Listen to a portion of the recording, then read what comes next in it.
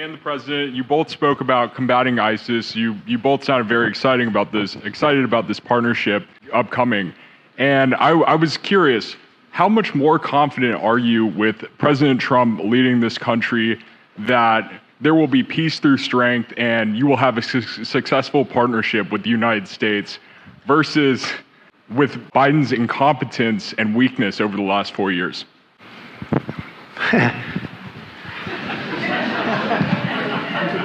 That's your question, but I'll answer it. I agree with you. Yeah, gross incompetence. We're going to have a fantastic relationship, and it has been. Look, the whole world's been set back over the last 4 years by the weakness of the United States, the weak leadership of the United States. But I think we've taken care of it in just 3 weeks. It seems to me that even some of the media that we wouldn't prefer has been writing that this is a much different country right now, that the world has a light over it, not only our country, but the whole world. The Prime Minister told me that before, too, even over India. The world has a light. They need the United States to be strong and powerful, but good.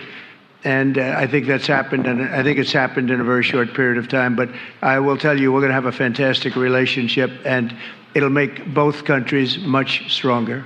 We had some talks, and we told the European Union, we told the NATO people, largely they overlap, you have to pay more money because it's unfair what we're doing. We're doing a tremendous amount more. We're probably $200 billion more going into Ukraine, using for Ukraine to fight.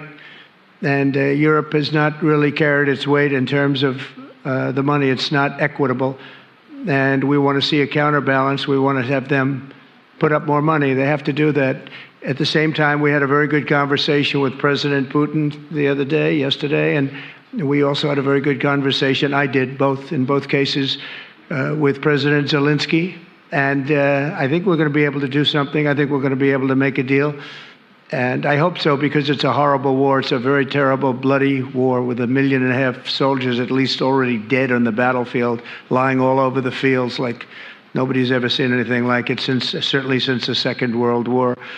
And so I think we're going to be able to do something. We're working with President Zelensky and with President Putin. And my impression is that I know that President Zelensky wants to make a deal. And I also feel that I know that President Putin wants to make a deal. I wanted to know that before I began any detailed discussions.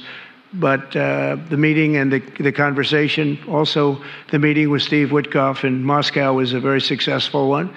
And my phone call with him was a very successful one.